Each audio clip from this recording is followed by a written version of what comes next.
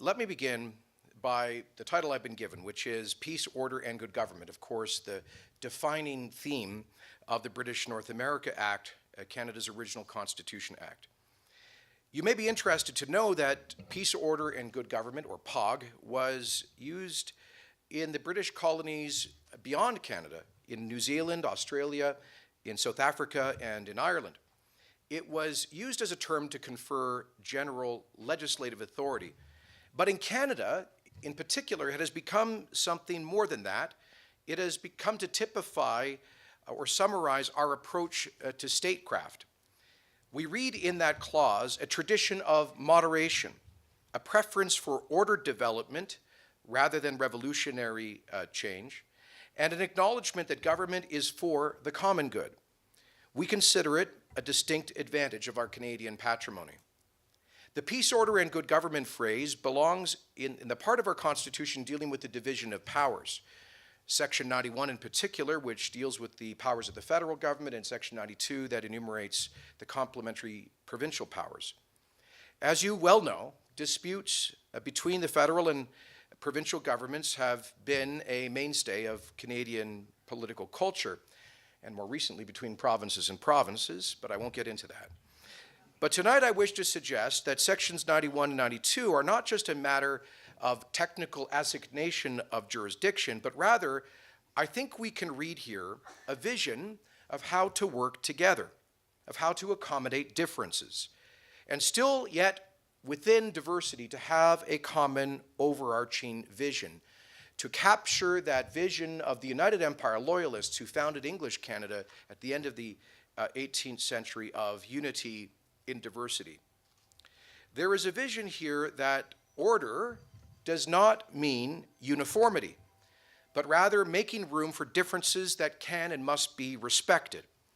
I speak in my partisan language often of renewing the Alberta advantage, which means that we have the capacity to try something different in Alberta that we believe is advantageous for our people. Others may choose other approaches and alternative policies. That's the beauty of a federation. That is what the division of powers allows us to do, to create a series of policy laboratories to pursue our own preferences and priorities.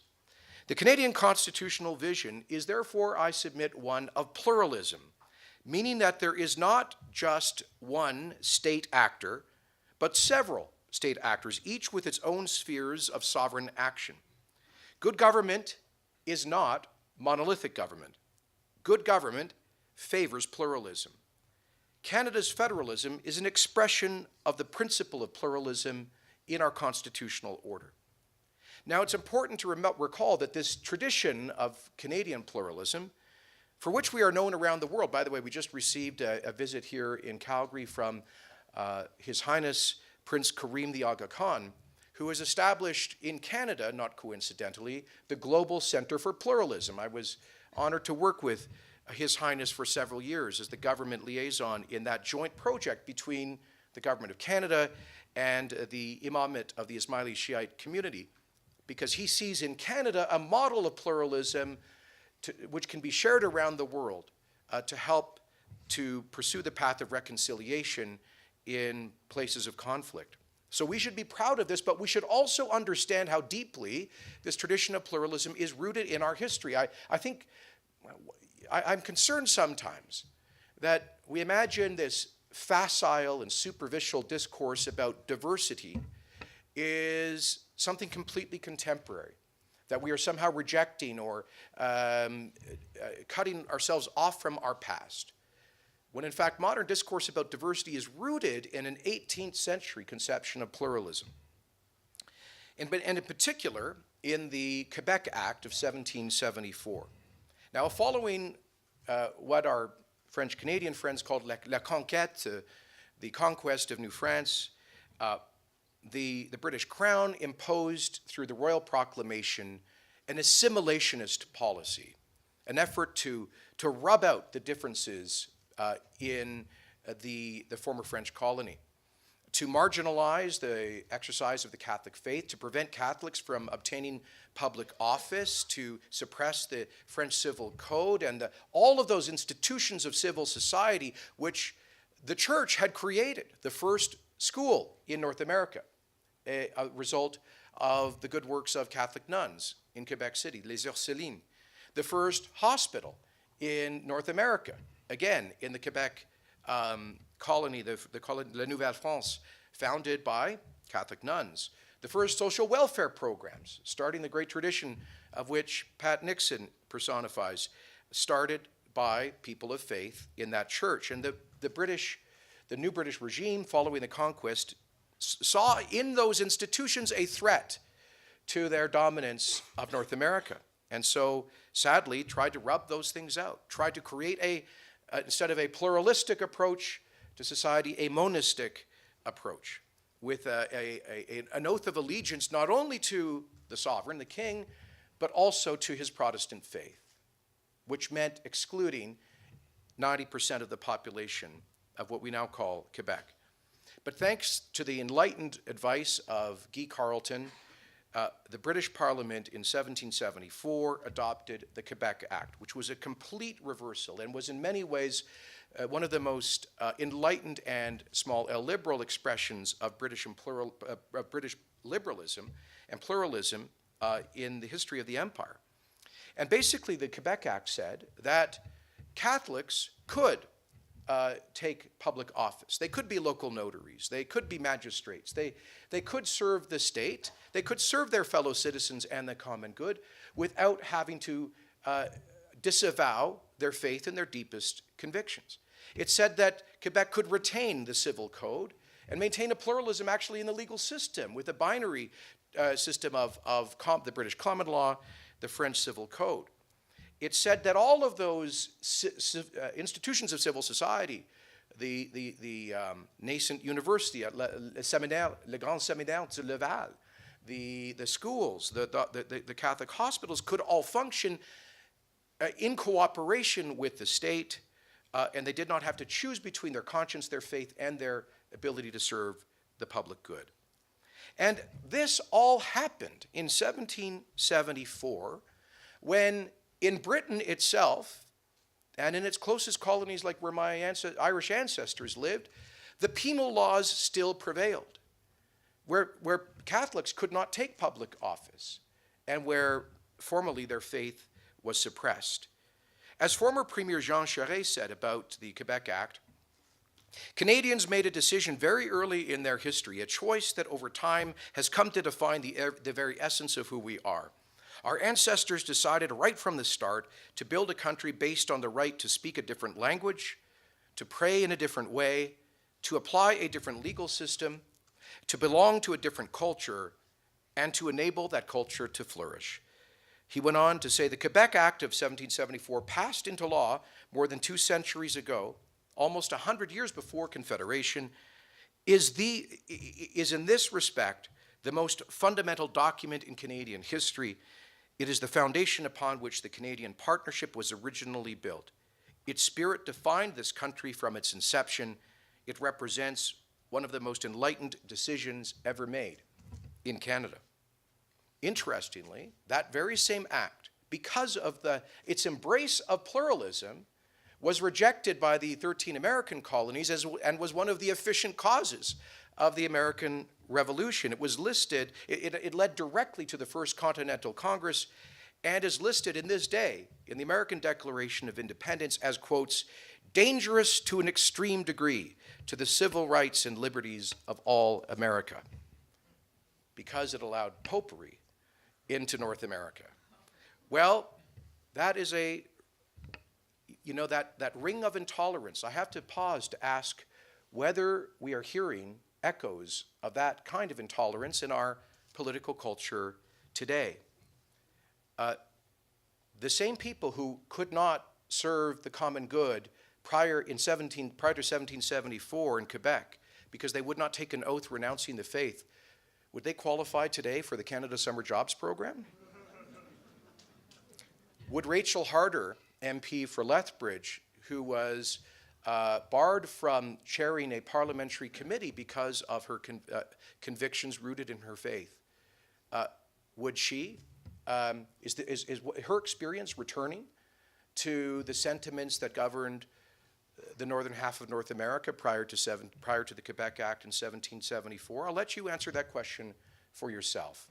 I think, though, that these are indications that we can never take for granted the generosity of spirit of our historically grounded pluralism.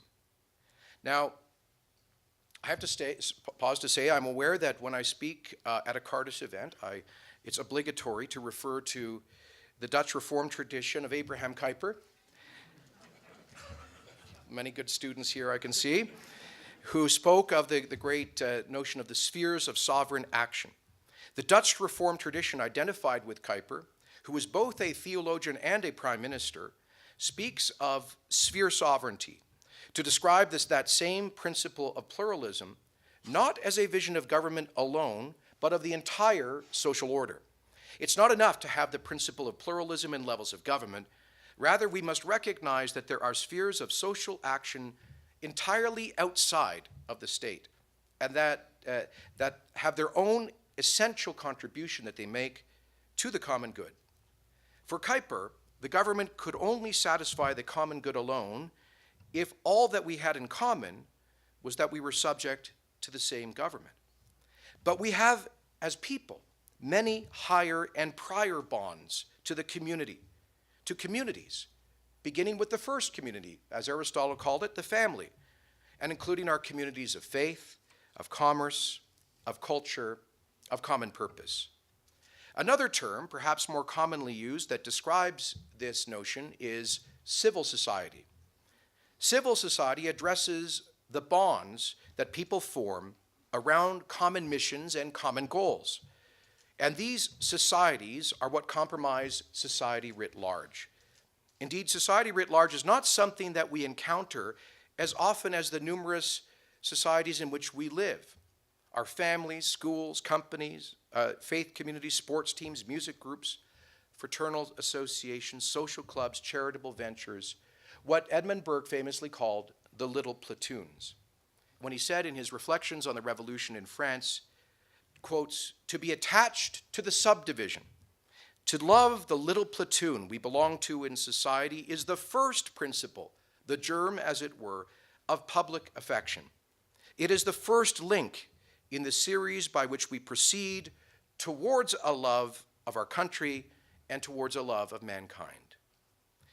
So, with that in mind, as the leader of a new conservative party, I'm aware, very aware, of what I think is a false caricature of how modern conservatives think about society, namely that creativity, initiative, and responsibility lie only and exclusively in the market, and that government is a threat to all of that. This, I believe, is a kind of a thin, libertarian misconception of government that is something of at best, a necessary evil. And this is often caricaturized by reference to a distorted quote attributed to Margaret Thatcher that society does not exist. Well, that's not my vision, nor is it the vision of the renewed conservatism that I and many of my colleagues are proposing for Alberta. Our vision is not one of a great mass of individuals living between the market on the one hand and the state on the other.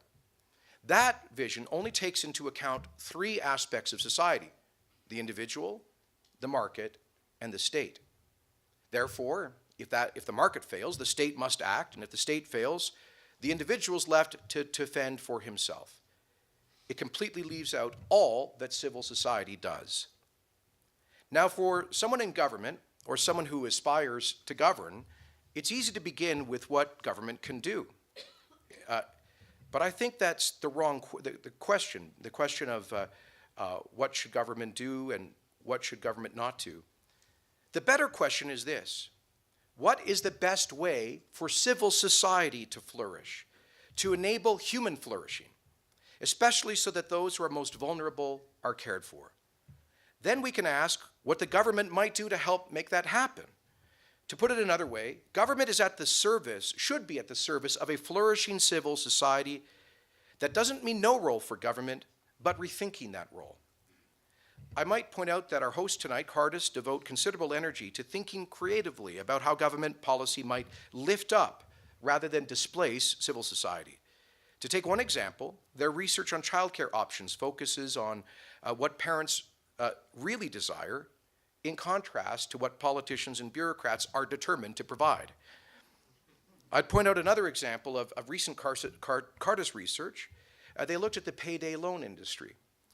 I point that out because I think conservatives need to be reminded that markets too can fail to serve people well and can lead to exploitation. And policy instruments need to respond to such exploitation, especially of the vulnerable. The research that Cardus undertakes points us in a particular way towards the contribution that communities of faith can make to our common life. I would recommend that you look at the work they've done on the Social Cities Project, which argues persuasively that urban planning needs to take account of the institutions of civil society, particularly houses of faith. And the Cardus Halo Project has tried to quantify the contribution of faith groups. They didn't ask me for those advertisements, by the way. Yet we know that the deepest contribution of faith groups cannot be measured. It is possible to measure the value of the meal served to the poor, but that meal cannot be delivered in other ways. That meal could be delivered in other ways. Is not the real value the social connection, the personal touch, the bond of solidarity that comes with that meal? It is not a criticism of government to say that it cannot do that it cannot serve a meal. It is simply an acknowledgement that we need more than government to truly flourish as human beings together. And let me share with you a very personal example. Ray mentioned I studied in San Francisco. It happened to be in the late 1980s during the AIDS crisis in that city. And through a friend of mine, I heard about a remarkable a place that had been established by a woman we now call, in the Catholic tradition, Saint Teresa of Calcutta, Mother Teresa. She established the first AIDS hospice in North America, the Gift of Love Hospice in South San Francisco. And through my friend, I began to volunteer there periodically and then semi-regularly on weekends, and we'd go down and do menial chores, doing the laundry and cleaning the floors, doing janitorial work, cleaning the dishes, just trying to help out these humble little nuns who Mother Teresa had flown in from India and Africa, and a few reflections about this. Now, first of all, this was the first AIDS hospice in North America. It was established at the height of the crisis, when men in particular were dying by the thousands every year, the disease that people still did not understand. At that time, HIV had not been identified when I started there. Some people still thought it was contagious. And yet these nuns, who grew up in some of the poorest communities on earth, flew to one of the richest communities on earth to do something that no government began. And why did they do it? Well, it was summarized in the name of their home, the gift of love. And I was transformed watching these humble, simple, often uneducated women from the third world giving their all to men who had often been abandoned by their families and their friends, who were alienated personally and spiritually, filled with anxiety and depression and a terrible disease. And I saw many of these men come to be reconciled with themselves, their families, and spiritually reconciled as well, not through any kind of proselytization, but simply with the witness of completely transformative, unconditional love. There is no government program and nothing in the market that can be a substitute for that love and what I witnessed and what changed me. And you know, to quote St. Teresa, what compelled her to establish that place? Not in moral judgment for what lives those guys might have led, but with unconditional love for them. What moved those young nuns from India and Africa to join her in that work was simply this. She said, quotes, "I see Jesus in every human being. I say to myself, this is hungry Jesus, I must feed him. This is sick Jesus. This one has leprosy or gangrene. I must wash him and tend to him. I serve him because I love Jesus. The simplicity of a mission of love. I suspect that AIDS Hospice would not receive Canada's Summer Jobs Program funding today.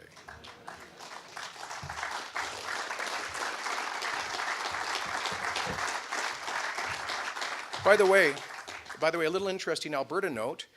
Did you know that Mother Teresa, St. Teresa, visited St. Paul, Alberta in 1984, just 3 years before I ended up down there in San Francisco, and she, the local community raised some money to help her work abroad, and so she returned their favor with a visit, and they said that there were particular needs in the community with our First Nations people who were living in poverty and alienation, and so she ordered 3 of the nuns who were traveling with her to stay behind in St. Paul, and they still have a home there that cares for our Aboriginal people.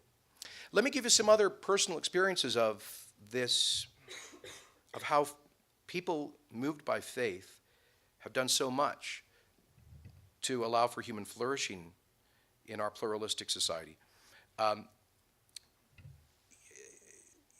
In 1978, the world saw the crisis of the Indo-Chinese boat people fleeing communist Vietnam by the hundreds of thousands. Tens of thousands died on the high seas, piracy and unsafe marine passage. And Canadians were moved. The government didn't have, however, at the time, the capacity to resettle through government programs large numbers of people. They just didn't. And so it was faith groups, faith communities. It was local churches of every tradition that stepped up to the plate and said something must be done to help these people who are dying as refugees. And so through their initiative, a great former immigration minister, Ron Akey, responded by creating what we now call the privately sponsored refugee program. And if those local churches raised enough money to cover the costs, and if they undertook to provide settlement support, integration support to those families, the government would approve their resettlement to Canada. And in the course of 9 months, we welcomed 60,000 Indo-Chinese Vietnamese boat people as new Canadians. And they've gone on to flourish in every area of Canadian society. I was proud as immigration minister to expand the private sponsored refugee program. And here's a perfect example of what I'm talking about, the power of civil society in producing good social outcomes versus often those of the bureaucratic state. Because we have what's called a government-assisted refugee program. The government goes and interviews people, and the UN tells us kind of where to select from, and they refer cases to us, and they go through a bureaucratic system. They come to Canada, they're put in public housing units, often away from employment, often in what become de facto ghettos, often people with no English or French language proficiency, and they're left without employment, this has created huge social challenges in parts of urban Canada and communities that are falling behind. But the privately sponsored refugee program, I opened up the doors to 25,000 Middle Eastern ethnic and religious minorities, many of them Christians facing genocide in their ancestral and indigenous lands.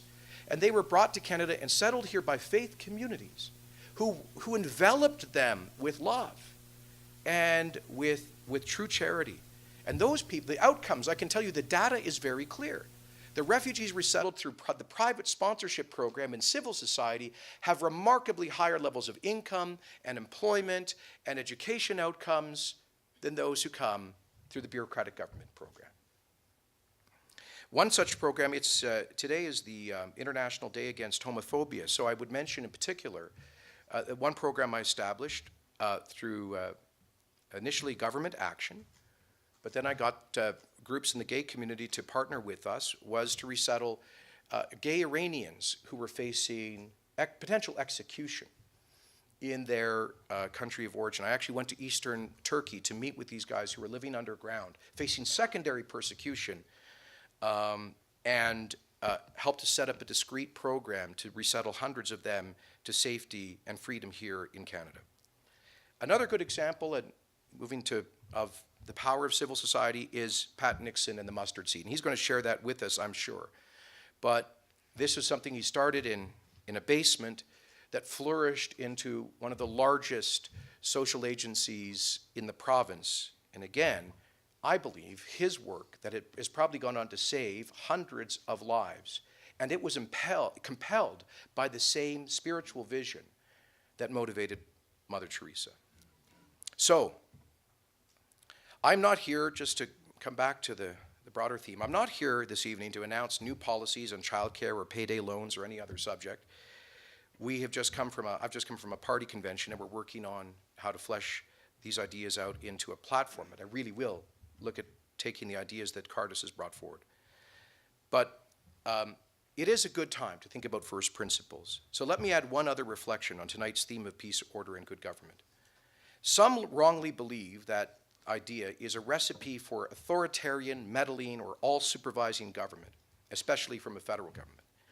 But as one of our great constitutional scholars, Donald Creighton, demonstrated in his 1939 submission to the Royal Commission on Dominion Provincial Relations, he found that the phrase peace, order, and good government encompassed not merely the limited modern idea of government as the state, but of good governance, which includes the healthy division of responsibilities between the state and civil society, the latter of which has an important, even essential role to play in a well-functioning, well-ordered society. Creighton concluded that, quotes, good government referred to good public administration on the one hand, but also had echoes of what we now talk of as good governance, which incorporates the notion of appropriate self-governance by civil society actors, since one element of good government was thought to be its limitation to its appropriate sphere of responsibility. As Edmund Burke observed, quotes, society cannot exist unless a controlling power upon will and appetite be placed somewhere, and the less of it there is within, the more of it there will be without. Good self-government through a robust and active civil society are the form of good government most compatible with individual liberty and human flourishing. The stronger these institutions are, the freer the people. They create habits of self-discipline and organic order. And when they disappear, either through neglect or deliberate undermining, their role is replaced by the less feeling and often more callous hand of the state, which is by turns neglectful and overgenerous, insensitive and unresponsive, as a distant authority must be. The removal of local responsibility and the dismantling or withering of civil society mean the end of the practice of self-government by free men and women. We lose the habit and the ability to organize our society ourselves. The form of democracy is retained in the casting of one vote amongst millions, but the habits of a democratic people, the true spirit of democracy, of rule by the people, for the people, and of the people, as Lincoln wrote, is lost. And so to restore the constitutional promise of good government, we must restore local government and individual self-government. As Michael Novak wrote in his brilliant The Spirit of Democratic Capitalism, which had a huge influence on me, quotes, human flourishing requires at least liberty from torture and tyranny in the political order, liberty from the prison of poverty and hunger in the economic order, and in the civic, cultural, and moral order, liberties of conscience, thought, word, inquiry, science, the arts, and association. A free society consists of three independent systems: the political, the economic, and the moral, each aimed at securing one of these kinds of natural liberties. So, to close with the last reflection, peace, order, and good government is often characterized as being a kind of mundane constitutional vision as compared to the U.S. Declaration's life, liberty, and the pursuit of happiness. But that's not the end of the story.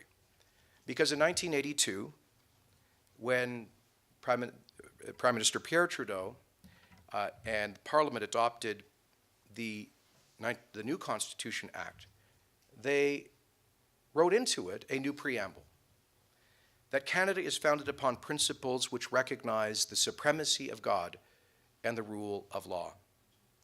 I think this is a transcendent vision, not a mundane one.